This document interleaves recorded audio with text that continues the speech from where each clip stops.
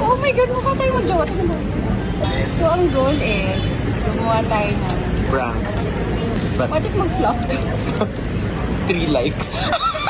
Archive agad.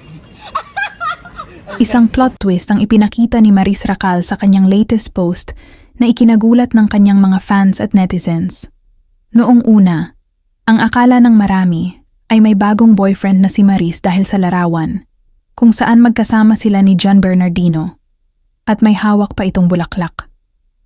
Agad na umikot ang mga usap-usapan na baka nga ito na ang bagong love interest ni Maris, lalo na't kitang-kita ang sweetness ng kanilang picture. Pero isang prank lang pala ito.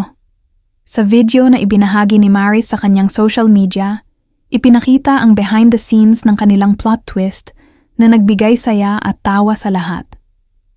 Ipinakita ni Maris na walang love team drama, kundi isang collaboration para sa kanyang bagong song. Matapos ang prank, makikita ang saya ni Maris habang tinatawanan ang reaksyon ng mga fans. Pati si John Bernardino, game na game sa biruan, na talaga namang nagpasaya sa lahat ng sumubok mag-assume.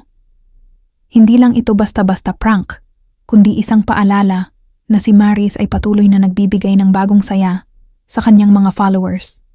Lalo na't may kasamang musical surprise na tiyak na aabangan ng marami. Oh my God, mukha tayo mag-jowa. Tingnan mo.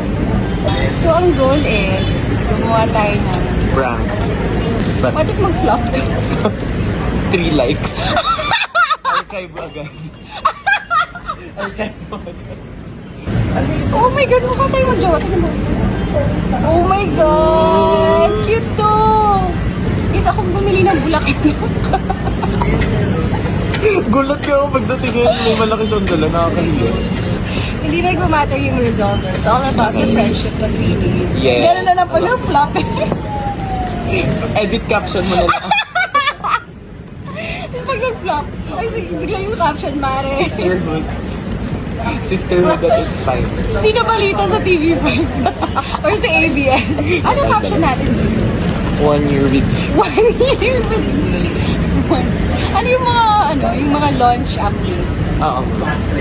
Plot twist! Plot twist! Pwede. Cute to, din mo. Oh yeah.